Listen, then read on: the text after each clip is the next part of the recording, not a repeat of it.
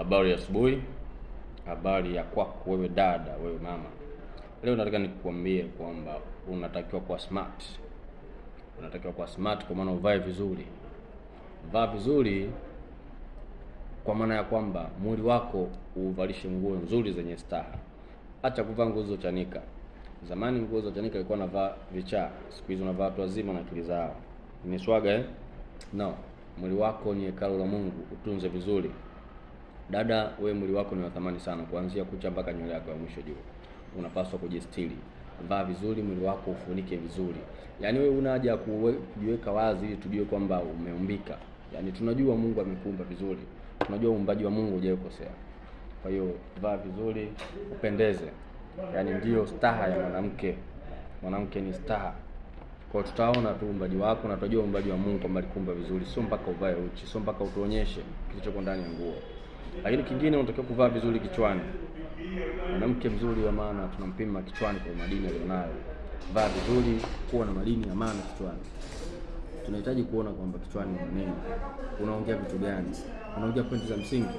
Wanaume wanataka wanawake ambao wako very smart kichwani. Na ukiwa smart kichwani maana yako umevaa vizuri. Ukishavaa vizuri kichwani, wewe ni smart, wewe ni mzuri, ni beautiful, mrembo sana.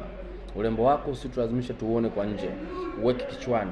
Tuone unaongea nini, una madini, unaweza kunisaidia kitu, unaweza kunisaidia mawazo, unaweza kunisaidia plani. Mwanamke unapaswa kuwa umevaa vizuri, kuanzia mwili wako ufunike vizuri, lakini pia funika vizuri kichwa chako. Kichwa chako kiwe na madini. Yaani mtu akija kuingia, anapofunua kichwa chako, aone ndani kwamba kuna vitu vya maana. Hapo ndipo utakuwa mdada wa maana, utakuwa mama wa maana ambaye kila mwanaume utamvutia.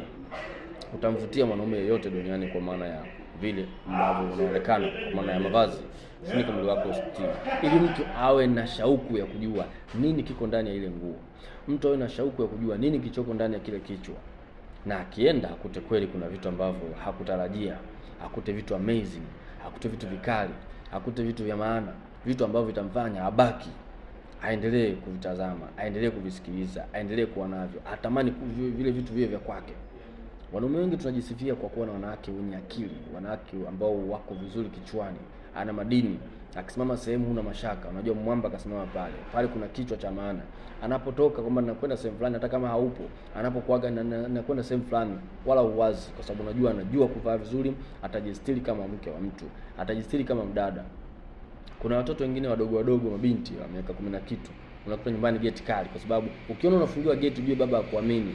Ana mashaka na wewe juu ya kichwa chako kiko uchi, kiko wazi. Ana mashaka juu ya mwili wako utakuwa wazi, kwa mpaka awepo